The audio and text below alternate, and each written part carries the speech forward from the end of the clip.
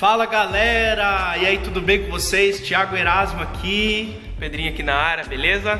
Maravilha, Bom? Beleza, graças a Deus. Isso aí. Olha gente, no último vídeo a gente falou um pouquinho sobre salvação, né? A gente abriu com uma pergunta: será que você tem a certeza da salvação? Então a gente lê um texto em Romanos que mostra que a gente confessa com a nossa boca que Ele é o Senhor, e depois a gente crê, né, com o nosso coração na obra que Ele fez na cruz, né, de morte e também da ressurreição, e isso vai ocasionar na nossa vida um processo de transformação. A gente vai se tornando uma nova pessoa, e essa pessoa é cada vez mais parecida com Jesus, e isso acontece através da renovação da mente. E não é a gente que se transforma sozinho. O Espírito Santo que mora em nós, ele é responsável por transformar a nossa vida, tá? Então a gente estava trocando uma ideia sobre isso, e hoje a gente vem aqui para concluir esse assunto, ou pelo menos dar um pouco mais de base para vocês, porque salvação, gente, tem muita coisa para falar, tá?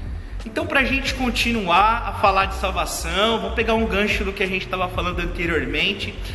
Eu quero dizer para vocês que Paulo ele é muito profundo no assunto quando ele está discorrendo sobre o homem e o seu estado de pecado na carta que ele faz para a igreja de Roma. Então, nos primeiros capítulos de Romanos, Paulo ele vai começar a mostrar que o homem ele está totalmente mergulhado no pecado, escravo do pecado, e ele não tem possibilidade nenhuma de se autossalvar. Romanos 3:23 diz que todos pecaram e destituídos da glória estão. Então, não há como o homem viver próximo do Pai, próximo do seu Criador, mantendo esse estado de pecado tão vivo, tão arraigado nele. O profeta Isaías também vai dizer para nós que o pecado faz separação entre nós e o nosso Deus. Então o pecado foi determinante para que o homem ficasse afastado de Deus e sem possibilidade alguma de se autossalvar. Então a gente estava condenado para a morte eterna, a gente estava condenado para viver no lago de fogo e enxofre. Então valoriza o que Jesus fez, viu? Porque Jesus foi sinistro, a realidade foi essa. Ele abriu mão da sua glória, ele se tornou servo, obediente ao Pai, para concluir um desejo do coração de Deus, que era ter uma família.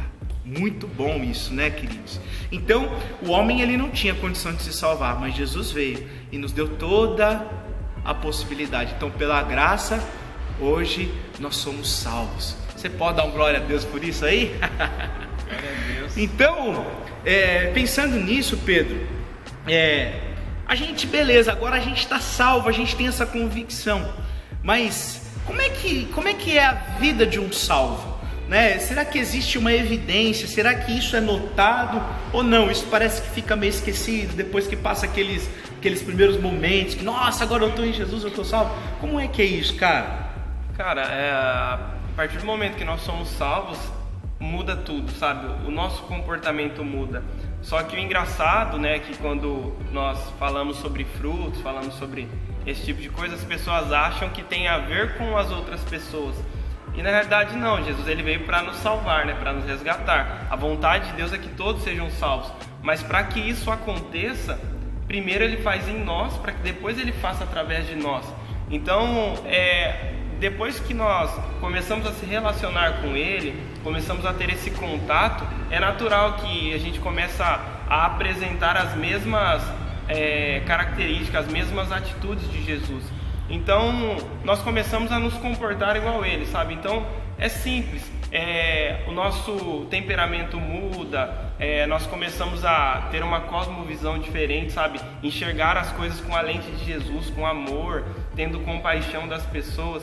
Então a gente começa a desenvolver os nossos frutos assim, sabe? Começa a se desenvolver desse jeito. Na nossa casa a gente muda, com os nossos amigos, a gente começa a tratar as pessoas diferente e elas começam a ver que nós temos, sabe, um brilho diferente, algo diferente que eles não têm, e eles se aproximam de nós por causa daquilo. Aí a gente fala de Jesus para eles. Sabe que eu amo o texto de Mateus 5, quando Jesus está falando sobre sermos sal e luz, e ele fala assim: não é possível colocar uma candeia embaixo da cama. Sim. Não dá para esconder a luz. Então a luz ela fica em evidência e ela ilumina todo o ambiente, né, onde ela é colocada. E outro texto que eu acho que traz todo sentido para o que a gente está falando aqui é quando Paulo diz que nós somos as cartas vivas, né? Então eu acredito que primeiro a gente precisa viver intensamente esse processo. Sim. Da metamorfose, da metanoia, para que a partir disso nós nos tornemos uma carta viva que as pessoas tenham condição de ler. E aí entra o que você está falando, né, cara? As pessoas elas vão ver na prática, né, os frutos, quem nós estamos nos tornando.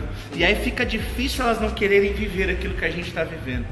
Talvez seja a maior crise das pessoas. Ai, como é que eu falo de Deus? Como é que eu evangelizo? Eu quero falar de Jesus. E isso naqueles primeiros 5 minutos de salvação. Sim. Todo mundo quer converter todo mundo. Mas talvez seja interessante primeiro viver um processo, sim, né, de se regenerar, um processo de mudar a mente, para que depois as pessoas possam nos ler naturalmente.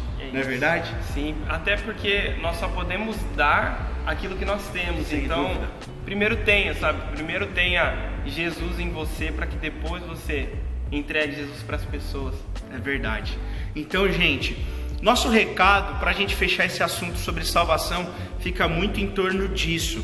Viva intensamente o teu processo de salvação. Lembre-se, você foi salvo, você está sendo salvo e você será salvo. Esse processo ele continua todos os dias e você não pode descuidar disso. Por isso é importante ler a Bíblia todos os dias, meditar na lei do Senhor de dia e de noite, como o Salmo 1 diz. É importante você orar, ter essa conexão relacional, esse diálogo diário com Deus, com o Espírito Santo que habita em você. Você também praticar o jejum para se santificar, para matar as vontades da sua carne e assim potencializar o propósito de Deus através do teu espírito. Então viva intencionalmente as disciplinas espirituais para que você possa acelerar esse processo de se tornar uma carta viva. E aí todos vão ler você e todos vão querer aquilo que você está vivendo e você vai ter para ofertar a eles. Fechou, galera? Então pratica. Palavra boa é palavra praticada, eu digo isso sempre. Beleza, Pedrinho? Fechou. É isso. Isso aí. Tamo junto, vamos continuar. Eu continuo pedindo para vocês, se inscreva no canal, compartilhe esse vídeo com todos aqueles que você conhece que precisam ouvir essa palavra.